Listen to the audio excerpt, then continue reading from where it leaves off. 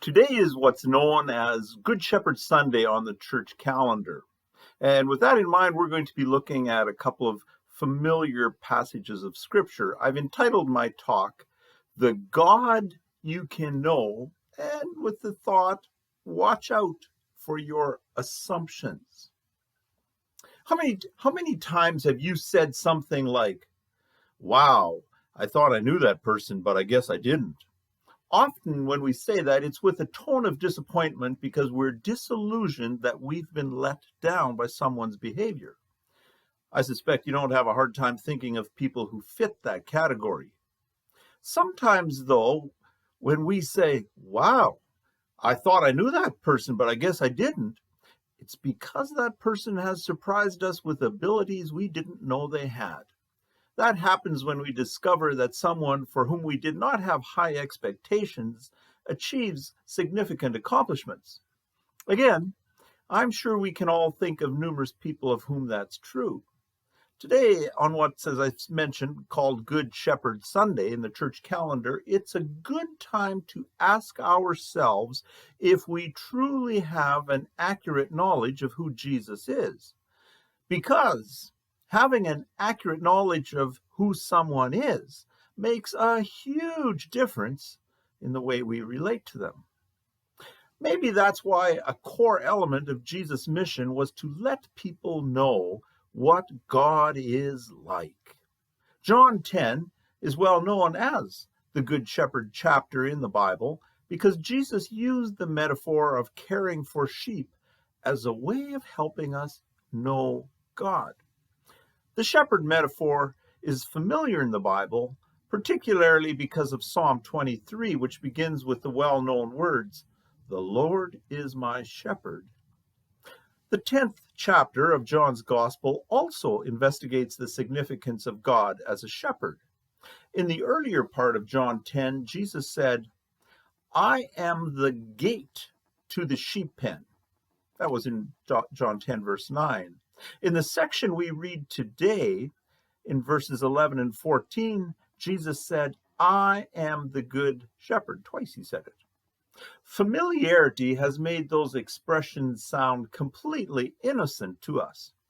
But to the people who heard them, and you can take note of that when we read it, to the people who heard Jesus say this, they sounded anything but innocent. Some people concluded that Jesus was either stark raving mad or that he was demon possessed. Other people were willing to give Jesus a little slack because, after all, he had restored sight to a man born blind. You can read about that in John's Gospel, chapter 9. One thing was clear. Jesus did not fit into their assumptions of whom they thought God was. And so listen to Jesus' description of himself and the reaction of his listeners according to John 10, verses 11 to 21. This is what Jesus said. "I am the good shepherd. The good shepherd lays down his life for the sheep. The hired hand is not the shepherd and does not own the sheep. So when he sees the wolf coming, he abandons the sheep and runs away. Then the wolf attacks the flock and scatters it. The man runs away because he is a hired hand and cares nothing for the sheep. I am the good shepherd. I know my sheep, and my sheep know me, just as the Father knows me, and I know the Father. And I lay down my life for the sheep. I have other sheep that are not of this sheepfold. I must bring them in also. They too will listen to my voice, and there shall be one flock and one shepherd. The reason my Father loves me is that I lay down my life, only to take it up again. No one takes it from me, but I lay it down of my own accord. I have authority to lay it down and authority to take it up again. This command I received from my Father." The Jews who heard these words were again divided. Many of them said, "He is demon-possessed and raving mad. Why listen to him?" But others said, "These are not the sayings of a man possessed by a demon. Can a demon open the eyes of the blind? Again, that was John's Gospel, chapter 10, verses 11 to 21.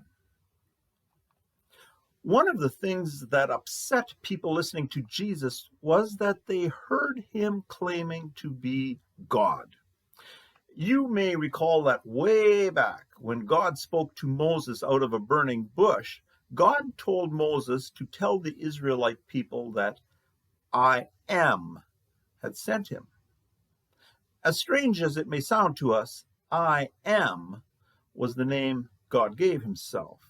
So when Jesus said things like, I am the light of the world, I am the bread of life, I am the gate, I am the good shepherd, people heard the I am and knew that he was calling himself God. To this day, people who think they are God are considered to be at worst scary and at best very strange. We call people with a God complex megalomaniacs, or, and I like the sound of this, cosmic narcissists. Throughout history, there have been megalomaniacs or cosmic narcissists, and I'm sure you can think of some. They are people who place themselves at the center of the universe and end up being scary because they consider themselves to be the only person who matters. Herod the Great at the time of Jesus' birth was like that. Nero was like that. And the 20th century brought us some of the most infamous examples.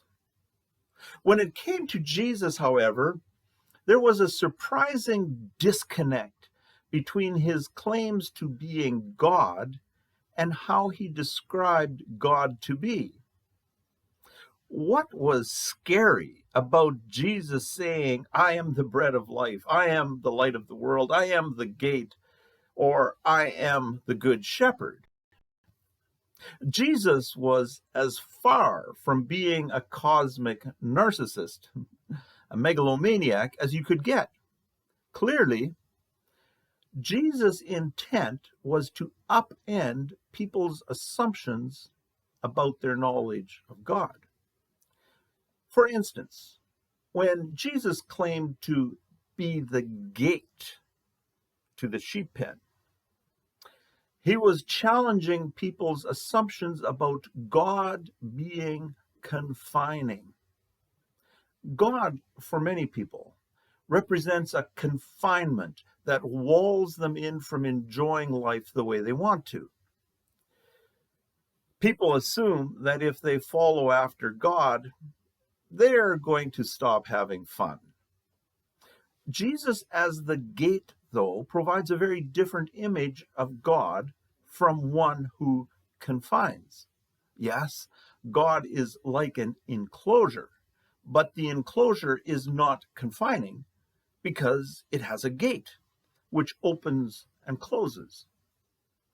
I like to think that from the inside, the gate has a sign which says opportunity, and it opens to all the green pastures of life to which the shepherd leads. From the outside, the gate has a sign which says refuge, and it opens to provide safety from the forces which threaten to steal the best of life from us. In the section we just read, by saying he was the good shepherd, Jesus challenged people's assumptions that God is harsh and demanding. I suspect that most of us have gotten so used to artwork of Jesus cradling a lamb in his arms that we miss the impact of the good shepherd metaphor. Consider it carefully. How do you instinctively think of God? How do you think other people instinctively think of God? As a shepherd who gently carries you in his arms? Or, say, as a military officer who barks out demanding orders? Or maybe instead of a military officer, we treat God as a harsh judge who demands accountability. Not only do we tend to assume God is confining, our human inclination is to resist God because we assume we're not going to like the instructions God gives us. Even those who are committed to obeying God often end up struggling with feelings of guilt for not properly carrying out what feels to them to be onerous commands. Truly knowing God as the Good Shepherd, rather than assuming God is like a military officer or like a harsh judge. Truly knowing God as the Good Shepherd was an invitation to which Jesus invites his followers. One of the errors that the church has made over the years is to present God as someone we should be scared of. I grew up hearing people gloat over harsh sermons that I am convinced will have saddened the heart of the Good Shepherd. The reason people liked the harsh sermons was because they liked to apply them to other people and not to themselves. The Bible does, of course, talk about fearing God, but the Bible writers who used that term didn't mean that we should be scared of God, because they certainly weren't. They had come to know God as one who loves and rewards more than as one who demands and judges. There are two particular features about good shepherds to which Jesus drew attention. The first of those features is that the good shepherd will never abandon those in his care. We know from the Bible that there used to be vicious animals in Palestine. David fought both a bear and a lion, even though those types of animals are no longer present in modern Israel. Certainly, shepherds took their job seriously and intended to do a good job. But would a normal shepherd risk his own life just to save a few sheep? That's why Jesus stated that the hired man runs away from just one wolf. It doesn't mean he was bad, just that he was normal. We can be so used to normal shepherds in our lives that we expect God not to be there when the wolves of life surround us. We may have experienced that friends normally come and go when circumstances change. We're used to our physical abilities normally abandoning us as we grow older. We normally pay a price for making mistakes in our employment. It may sadly be our normal experience that even the church turns its back in tough times.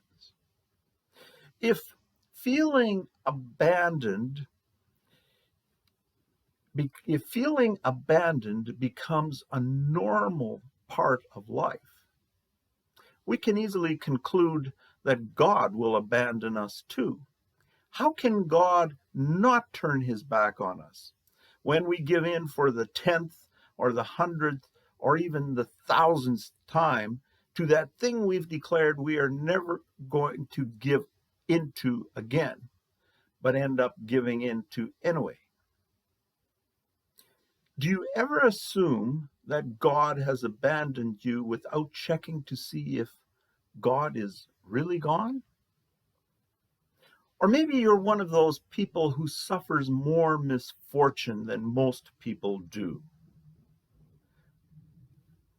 It's the way life is. Some people, we see it, some people suffer much more misfortune than others.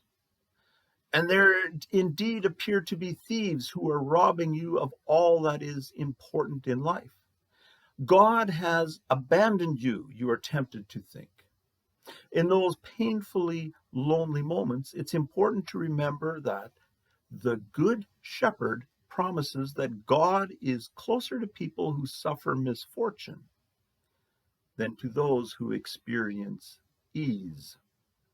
God draws near to the smoldering wick, to the bruised reed, and to the person who feels abandoned.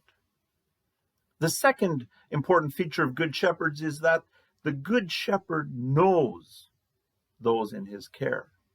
No matter how much one sheep looks like the next, a Good Shepherd can identify his sheep. One of the most inviting statements that Jesus ever made is this: I know my sheep, and my sheep know me. Jesus understood that it is the desire of the human heart to be able to know God. Jesus, as the Good Shepherd, invites us to know that God is not what you assumed God to be. God is not scary. God is not harsh and demanding. God is not confining. And God is certainly not abandoning. Sometimes we simply need to know that someone knows what our lives are like and understands us. And so on this Good Shepherd Sunday, I invite you to rest in the arms of a shepherd who cares. May you rest in these well-known words. The Lord is my shepherd. I shall not want. He makes me to lie down in green pastures. He leads me beside the still waters. He restores my soul. He leads me in the paths of righteousness for his name's sake. Yea, though I walk through the valley of the shadow of death, I will fear no evil, for you are with me. Your rod and your staff, they comfort me. You prepare a table before me in the presence of my enemies. You anoint my head with oil. My cup runs over. Surely goodness and mercy shall follow me all the days of my life, and I will dwell in the house of the Lord forever.